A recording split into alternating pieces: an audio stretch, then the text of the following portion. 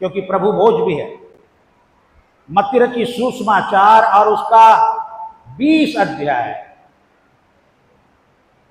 29 पद से लेकर 34 पद तक। जब यीशु चल रहा था, पीछे होली और 2 अंधे जो सड़क के किनारे बैठे थे, ये सुनकर कि यीशु जा रहा है, 2 अंधों को ये पता चला कि यीशु जा रहा है, पुकार कर कहने लगे, हे प्रभु, दाऊद की संतान, हम पर दया कर।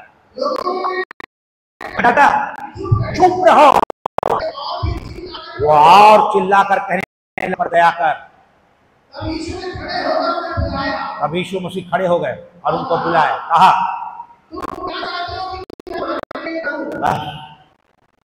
यही हमारा सब्जेक्ट है, यही हमारा विषय है।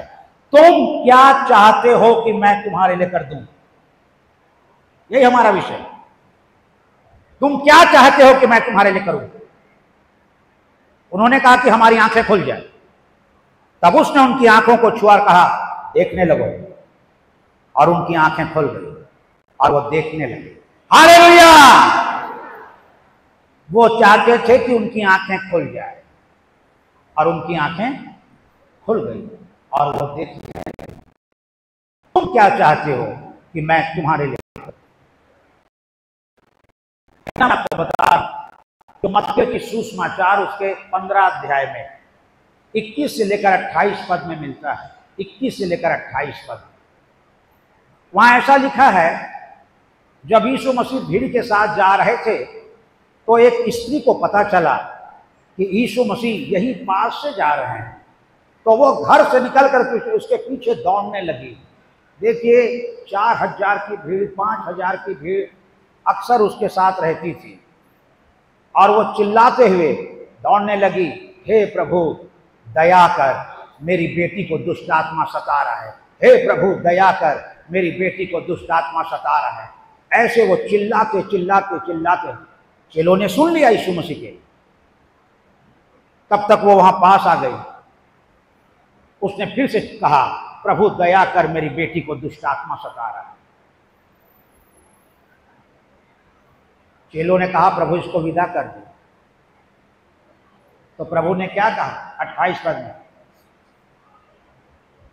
जैसा तू चाहती है वैसे ही तेरे लिए हो जाए। जा, तेरी बेटी में से दुष्ट आत्मा निकल। जो तू चाहती है वो तेरे लिए हो जाए। जा, तेरी बेटी में से दुष्ट आत्मा निकल गई और वो दुष्ट आत्मा उसकी बेटी को छोड़ गई। हालेलुया! तुम क्या चाहते हो कि मैं तुम्हारे लिए करूं? हमारी आंखें खुल जाए, देखने लगो, मेरी बेटी को दुष्ट आत्मा सता रहा है। जा, तेरी बेटी में से दुष्ट आत्मा निकल गई। वो यही चाहती थी कि उसकी बेटी ठीक हो जाए। अब बारी हमारी है। अब यीशु मसीह कहता है, अब ये बताओ कि तुम क्या चाहते हो मैं तुम्हारे लिए करूं?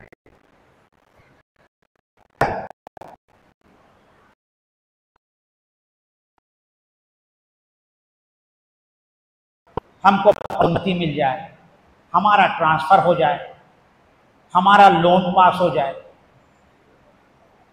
रायपुर में हमारा अपना घर हो जाए, हम किराए के मकान में रहते हैं। ये लोग चाहते हैं। हमको टच स्क्रीन वाला मोबाइल मिल जाए 12-15 हजार का, प्रभु ये हम चाहते हैं। हम सीखना चाहते हैं प्रभु।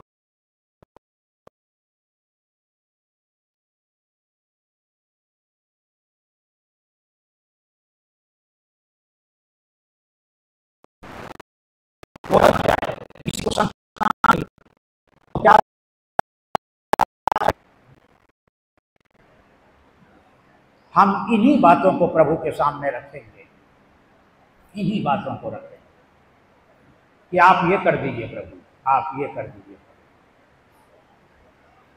देखिए, जब आप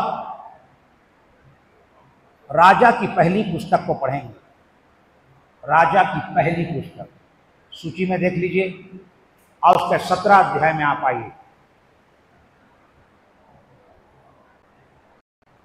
17 अध्याय को जब आप पढ़ेंगे, एक घटना मैं आपको बता देता हूं।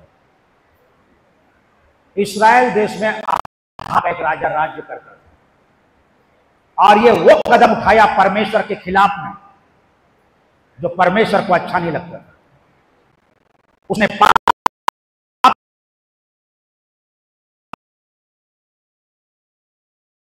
देश में एलिया नाम का एक भविष्यवक्ता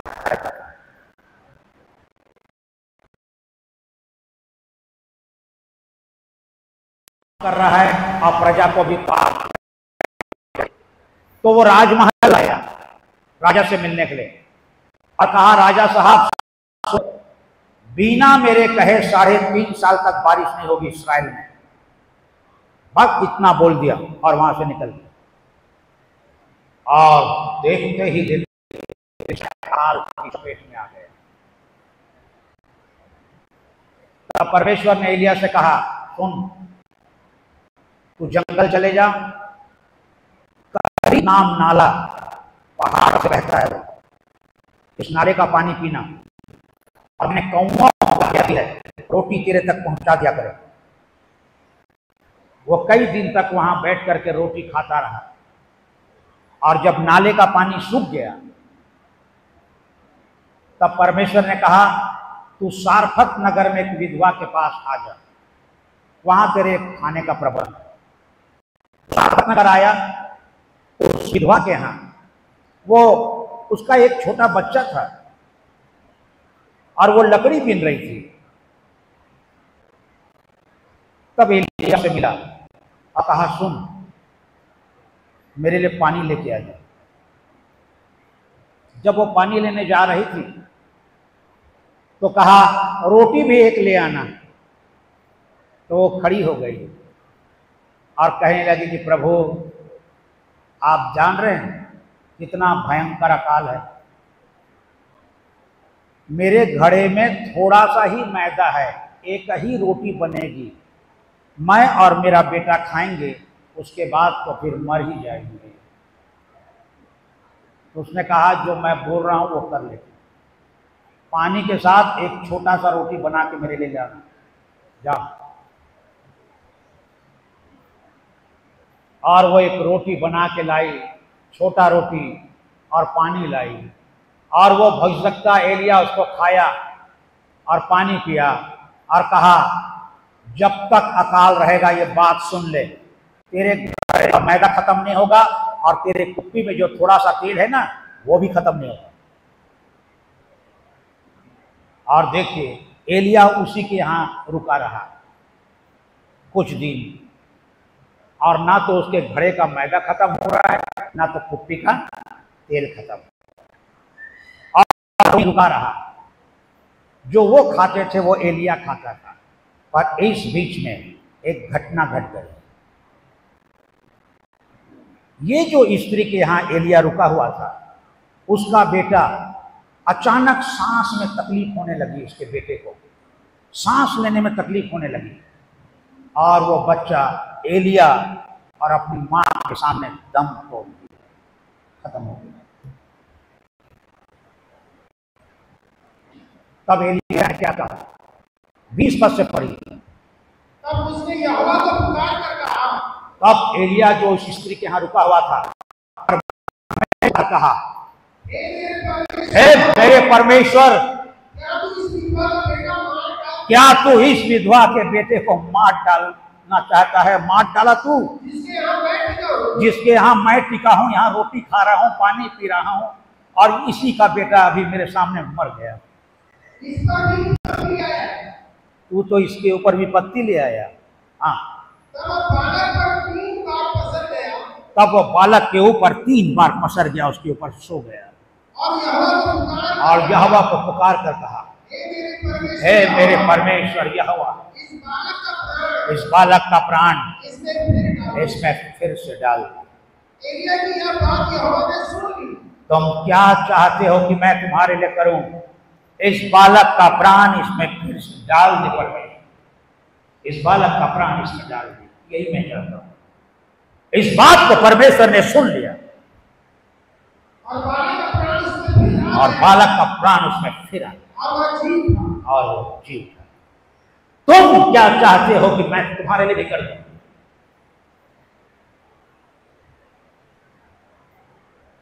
एलिया क्या कहता है? क्यों परमेश्वर इसकी सुन लिया? वो चाहता था कि बालक का प्राण फिर से वापस आ जाए। परमेश्वर ने कहा ठीक है, जो तू बोल रहा है वही होगा, और वो बालक जिंदा होगा। क्यों ऐसा?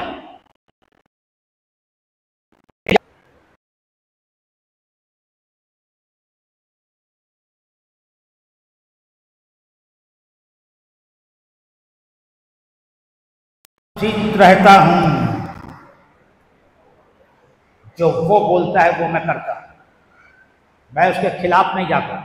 इस कारण जो मैं मांगूंगा वो देगा। इसी ने 3.5 साल तक आकाश को बंद करवा दिया परमेश्वर को बोलकर, बारिश नहीं होना चाहिए इस देश में, वो हो गया। तुम क्या चाहते हो कि मैं तुम्हारे लिए करूं? आकाश को बंद कर दो परमेश्वर। इस्राएल आपको पीठ दिखा रहा है, इस्राएल के अंदर आपका भय नहीं है, बंद करो उसको। जो तुम चाहते हो कि मैं करूं वो मैं करता हूं। उसने आकाश को बंद कर दिया। मैं चाहता हूं कि बालक का प्राण इसमें फिर से आ जाए। तुम क्या चाहते हो? मैं यही चाहता हूं कि बच्चा जिंदा हो जाए। तो फिर ठीक है,